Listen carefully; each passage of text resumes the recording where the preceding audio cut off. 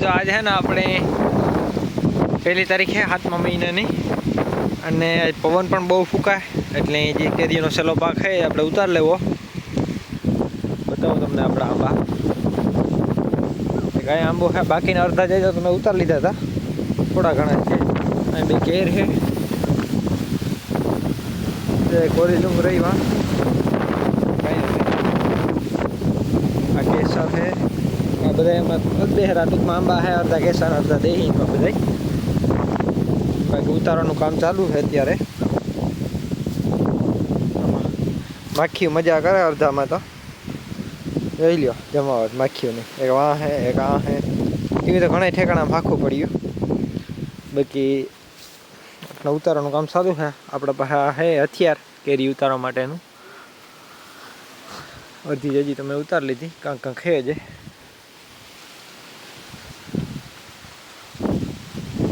બતાવું તમને આપણા આંબા. બાકી જોવે છે બધા માખીઓની મોજ. આમાં આ પટ્ટામાં વાં જો ઓલા ભાગમાં રહ્યું ને એ બધી કેરી ઉતારવાની છે. આવો કંઈક આપણો આંબાનો નજારો છે. જાડો મોટો બગીચો છે.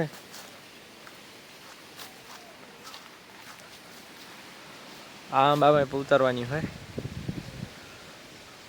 બાકી આમાં ખાખો જે ખીરી ગયું અને રેગી હોય આપણે ઉતારીએ. જે કોઈ પણ મહેમાન કે જે કોઈ પણ વાડી આવતા એની જોરીઓ ભરી દેતા.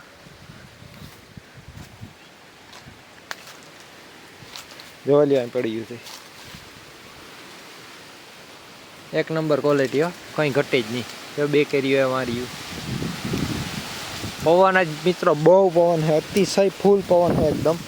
આ માખી રમાસટી બોલાવે જોવા લે કેરીમાં. બરાબર,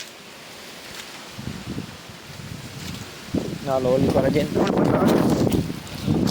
જો આવું કંઈક ફળ છે આપણું અટાણાની. બધાની કેરીની સિઝન પૂરી થઈ અને આપણે હજે કેરીઓ આંબામાં છે. જોવે આખાઈમાં આ પટ્ટામાં કેવા આંબો છે તે